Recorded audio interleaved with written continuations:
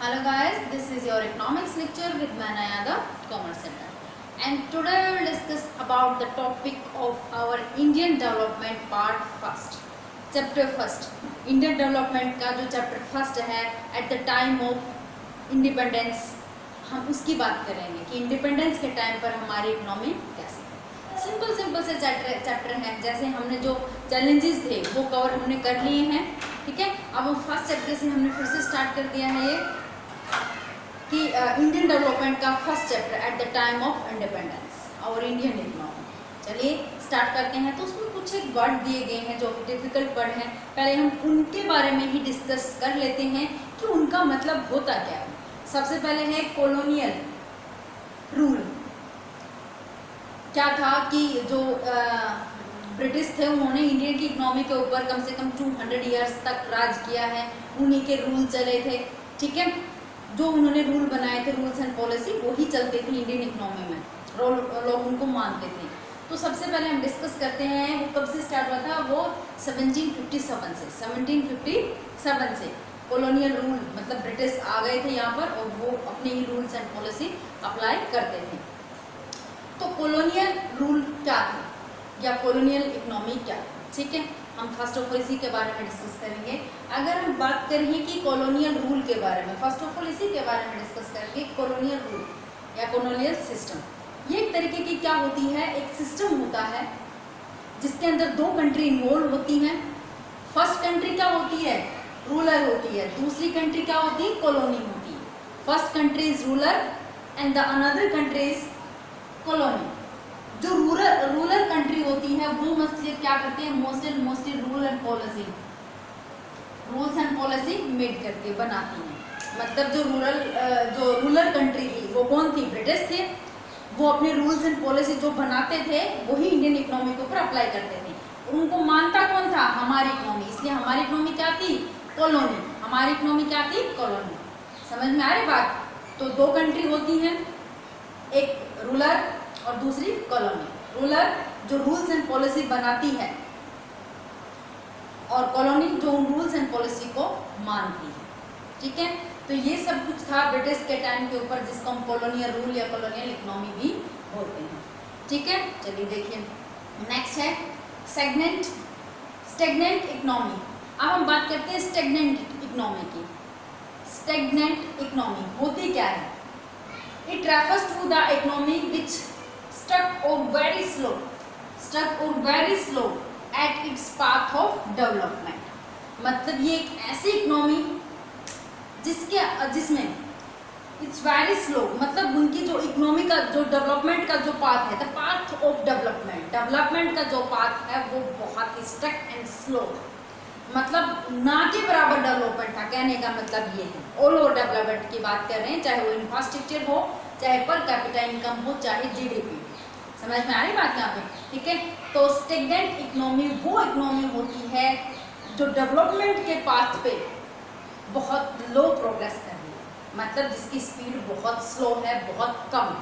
उसको हम क्या बोलते हैं, स्टेगनेंट इकोनॉमी। चाहे जीडीपी हो, चाहे कोई भी फील्ड की, ठीक है। ऑल ओवर डेवलपमेंट आता है इसके अंदर। तो दोनों पॉइंट क्लियर हो गए, colonial rule and economy and stagnant economy क्या होती है, क्लियर हो गया। अब हम थोड़ा सा और पीछे चलते हैं, थोड़ा सा और पीछे।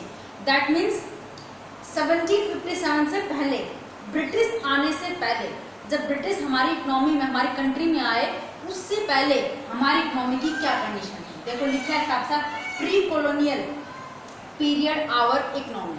हमारी इकोनॉमी का प्री कॉलोनियल पीरियड, मतलब ब्रिटिश के आने से पहले जो हमारी इकोनॉमी थी वो किस कंडीशन में थी, उसके बारे में हम बात करेंगे। ज़्यादा नहीं है, 4 पॉइंट हैं आपके, ठीक है, ज़्यादा नहीं है। तो थोड़ा सा मोस्टली क्या करते हैं, 3 नंबर में ये क्वेश्चन भी वैसे पूछ लेते हैं कि ब्रिटिश के आने से पहले हमारी इकोनॉमी किस कंडीशन में थी, कि क्या कंडीशन थी उसकी, ठीक है। प्री कॉलोनियल पीरियड हम उसको बोलते हैं। तो देखिएगा फर्स्ट कि agriculture is main source of employment, ठीक है, नियर अबाउट 85%। अगर हम बात करें कि इंडियन इकोनॉमी में प्री कॉलोनियल पीरियड में जो मतलब 1757 से पहले हमारी इकोनॉमी में जो एग्रीकल्चर था, and the main source of employment.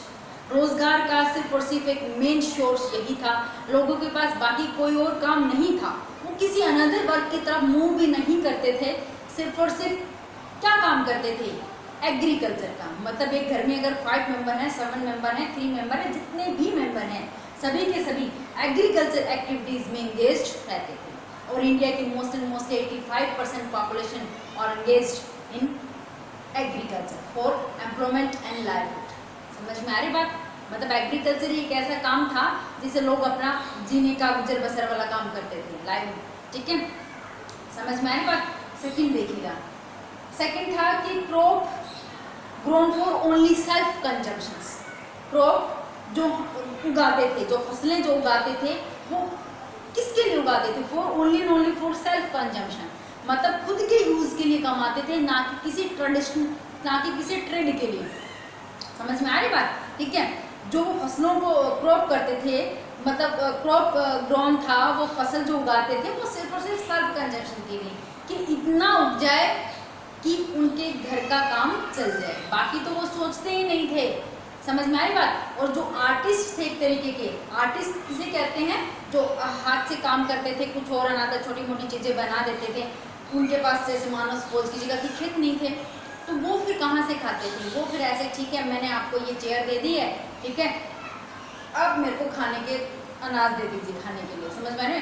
तो इस तरीके से क्या करते थे, एक्सचेंज करते थे। उस टाइम में ना रुपया था, ना पैसा था, ना जीडीपी की फिक्र थी उनको, ना किसी और चीज़ की फिक्र थी, बस और सिर्फ क्या करते थे, जो आर्टिस्ट लोग थे गाँव में, जो हैंडक्राफ्ट आइटम बनाते थे, उनके पास खेत नहीं थे, तो वो कैसे करते थे कि किसी को अपना सामान दे दिया और वहाँ से खाने के लिए अनाज ले लिया। समझ में आ रही बात? और लोग सिर्फ इतना ही प्रोड्यूस करते थे क्रॉप को कि उनका सेल्फ कंजम्पशन का काम होए, बाकी वो नहीं सोचते थे इस बारे में, मस्त जिंदगी जी रहे थे, है ना। चलिए आगे देखिएगा कि famous for handicraft industry. India क्या थी? इंडिया देखिएगा बच्चों कि जो हैंडीक्राफ्ट आइटम थे हमारे, मतलब हाथ से बने हुए जो आइटम थे, मोस्टली साउथ साइड के, ठीक है, जो जूट से बनते थे, हैंडीक्राफ्ट जो आइटम थे, वो इंडस्ट्री पूरी दुनिया में फेमस थी हमारे। ये हिस्ट्री है, पूरी हिस्ट्री है ये, ठीक है। और हिस्ट्री आप लोगों ने 10th तक पढ़ी है ना, ठीक है, पढ़ी है तो अभी भी पढ़ना पड़ेगा। बहुत इजी से पॉइंट है, अब आपको लगेगा कि अरे कुछ भी नहीं है, हम तो आराम से कर सकते हैं, ठीक है। तो जो हैंडीक्राफ्ट आइटम थे वो हमारी पूरी दुनिया में बहुत फेमस थे, लोग बहुत डिमांड करते थे उनकी, बहुत डिमांडेड इंडस्ट्री थी, क्योंकि अजूबे बनते थे, कहने का मतलब ये सबसे हटके। चलिए अगला है enjoy extensive trade from Asia and Europe. तो अगर जो ट्रेडिंग का काम करते थे, इंडिया की इकोनॉमी किस कंट्री के साथ ट्रेडिंग का काम करती थी, अपना रॉ मटेरियल, अपने हैंडक्राफ्ट आइटम कहाँ बेचती थी? मोस्टली यूरोप एंड एशिया की कंट्री के अंदर, ठीक है। यहाँ तक ही सीमित थे, फालतू की वो टेंशन लेते ही नहीं थे, एग्रीकल्चर में इंगेज रहते थे, हैंडक्राफ्ट आइटम बहुत फेमस था। तो ये कुछ पॉइंट मैंने आपको बताए हैं। और एट लास्ट में अगर कहें तो हमारी इंडिया की इकोनॉमी थी वो एक नाम से और जानी जाती थी। किस नाम से जानी जाती थी? सोने की चिड़िया के नाम से जानी जाती थी, है ना, गोल्ड बर्ड के नाम से जानी जाती थी, सोने की चिड़िया, क्योंकि बहुत ज़्यादा गोल्ड था यहाँ पर, बहुत ज़्यादा गोल्ड था, ठीक है। तो ये कुछ पॉइंट हमने आपके साथ डिस्कस किए हैं।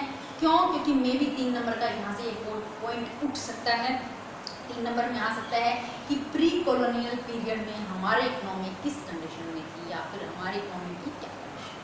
क्लियर हो गया यहाँ तक? कोई दिक्कत नहीं है, नहीं आएगी दिक्कत, ठीक है। चलिए नेक्स्ट पॉइंट अब हम डिस्कस करते हैं। अब हम बात करते हैं 1947, ठीक है।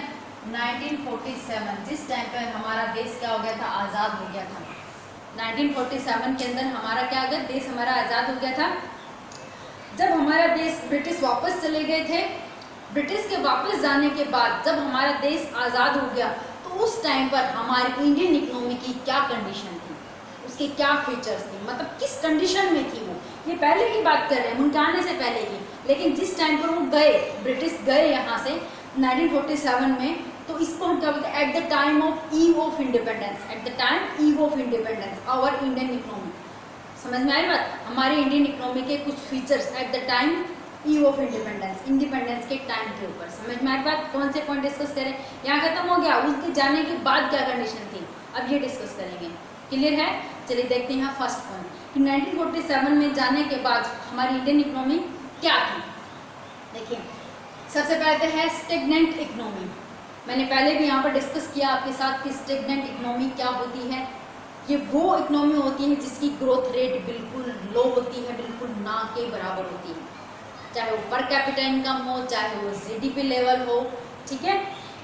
किसी भी तरीके का ऑल ओवर डेवलपमेंट बिल्कुल क्या था, जीरो लेवल के ऊपर था, मतलब ना के बराबर था। कहने का मतलब ये देखिएगा 1860 से 1945 तक कितनी ग्रोथ, ये कितनी पर कैपिटा इनकम थी, 0.5 ओनली एंड ओनली 0.5, ठीक है।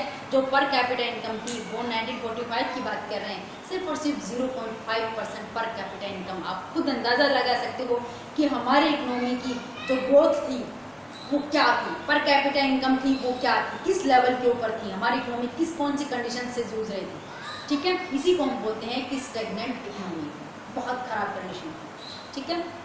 नेक्स्ट पॉइंट देखिएगा कि बैकवर्ड इकोनॉमी, कहने की ज़रूरत ही नहीं है, ठीक है, कि हमारी इकोनॉमी तो बिल्कुल बैकवर्ड ही बन चुकी थी, पहले वाली बात ही नहीं थी। यहाँ पर वो जो सोने की चिड़िया हम बोल रहे थे वो अब नाम था सिर्फ कि सोने की चिड़िया थी, ना कि है, मतलब जितना भी जो भी कुछ था वो सब कुछ ब्रिटिश ने खराब कर दिया था।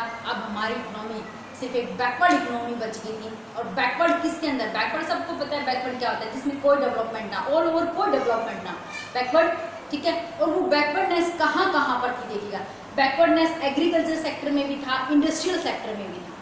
Backwardness in agriculture sector and in industrial sector, ठीक है। अब हम बात करते हैं कि एग्रीकल्चर सेक्टर की, अगर हम छोटा सा एग्जाम्पल यहाँ पर लेते हैं कि एग्रीकल्चर सेक्टर में ज़्यादा प्रोडक्टिविटी नहीं थी, मतलब ज़्यादा उत्पादन क्षमता जिसको हम बोलते हैं कि जो फसल, क्योंकि ज़मीन बिल्कुल ख़राब हो चुकी थी हमारी, ठीक है, तो ज़्यादा प्रोडक्टिविटी नहीं थी।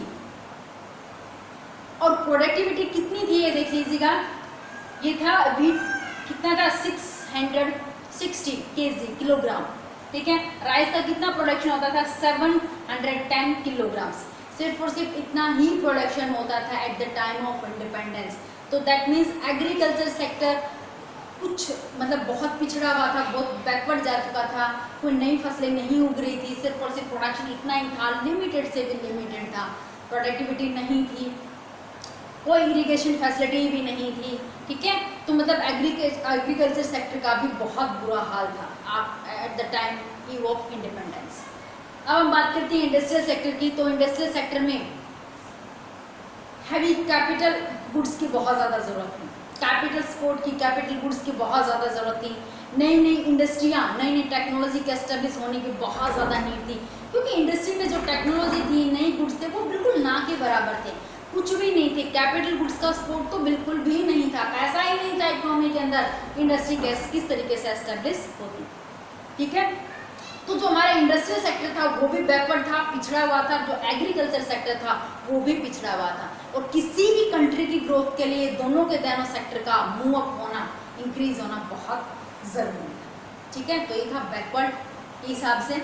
नेक्स्ट देखिएगा कि रैम्पेंट पॉवर्टी, जो पॉवर्टी थी, गरीबी थी। देखो ये वाला पॉइंट इस वाले पॉइंट के साथ लिंक करता है, किस तरीके से करता है, जब इकोनॉमी ही बैकवर्ड थी, एग्रीकल्चर सेक्टर में भी कोई प्रोडक्टिविटी नहीं थी, इंडस्ट्रियल सेक्टर में भी ना कैपिटल सपोर्ट था, ना कैपिटल गुड्स थी, नहीं ना नई टेक्नोलॉजी थी, कुछ भी नहीं था, तो उसकी वजह से क्या होगा, पॉवर्टी ही होगी।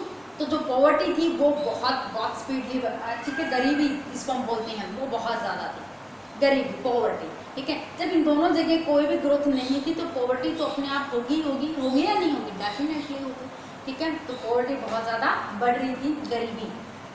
Poor infrastructure, the next point is poor infrastructure, मतलब जो इंफ्रास्ट्रक्चर हम पढ़ चुके हैं, इंफ्रास्ट्रक्चर क्या होता है, इंफ्रास्ट्रक्चर इंक्लूडिंग जैसे मेन बेसिक कि ट्रांसपोर्ट है, कम्युनिकेशन है, एनर्जी है, पावर है, ये सारी की सारी चीज़ें क्या आती हैं, इंफ्रास्ट्रक्चर के अंदर आती हैं। रोड ब्रिज वगैरह बनाना ये तो आते हैं, ठीक है। तो पुअर इंफ्रास्ट्रक्चर था, इंफ्रास्ट्रक्चर भी बहुत पुअर था, मतलब किसी तरीके का कोई इम्प्रूवमेंट था ही नहीं, ठीक है। नेक्स्ट ही अगर हम बात करें कि heavy dependence on import, Indian economy at the of time of independence जो हैवी डिपेंडेंस ऑन इम्पोर्ट के ऊपर हमारी इकोनॉमी मोस्टली डिपेंड करती है, कैसे? क्यों? क्योंकि ब्रिटिश ने बनाया ही ऐसा, हमें खुद यहाँ इंडस्ट्री एस्टेब्लिश नहीं की, इस कंट्री का ग्रोथ नहीं किया। यहाँ के जो नेचुरल रिसोर्सेज थे, जो रॉ मटेरियल था, उनको उठाकर ब्रिटिश बेचते थे और ब्रिटिश में का जो बना हुआ सामान था उसको इंडियन इकोनॉमी में बेचते थे ताकि लोग उनको परचेज करें और हैवी रेट से। समझ में आए बात? तो यहाँ ग्रोथ कैसे होगा? मतलब लोग क्या थे, अगर लोगों को कोई सामान यूज़ करना है तो वो इम्पोर्ट के ऊपर ही डिपेंड थे, ना कि यहाँ कोई कंपनी थी जो वो सामान बनाती थी, इम्पोर्ट के ऊपर ही डिपेंड थे, वो हैवी डिपेंडेंस ऑन इम्पोर्ट। ठीक है, नेक्स्ट देखिएगा, limited urbanisation. Limited urbanisation means लोग शहरों की तरफ बहुत कम जाते थे। अगर शहर में कोई छोटा मोटा काम भी मिलता था तो लोग क्या करते थे, नहीं जाते थे, नहीं गांव को छोड़ना ही नहीं है, नहीं गांव को छोड़ना ही नहीं, बस गांव में रहकर थोड़ा बहुत खेती का ही काम कर लेना है, बाकी कुछ नहीं करना है। ठीक है, तो छोटे मोटी कमाई के लिए भी लोग शहरों की तरफ मूव नहीं करते थे। और एक वो टाइम था, एक आज का टाइम है, आज कोई गाँव के अंदर रहना ही नहीं चाहता है। समझ में आई बात? ठीक है, एक वो टाइम था जब गाँव को लोग छोड़ना ही नहीं चाहते थे, वो अर्बनाइजेशन मतलब शहरों की तरफ जाना ही नहीं चाहते थे कि शहर में जाकर कुछ छोटा मोटा काम करें। ठीक है, कॉलोनियल इकोनॉमी, ये मैं आपको पहले ही बता चुकी हूँ कि हमारी इंडियन इकोनॉमी क्या थी, एक तरीके से कॉलोनियल इकोनॉमी थी, बहुत बैकवर्ड इकोनॉमी थी, पिछड़ी हुई इकोनॉमी थी, किसी भी तरीके का कोई डेवलपमेंट यहाँ पर नहीं।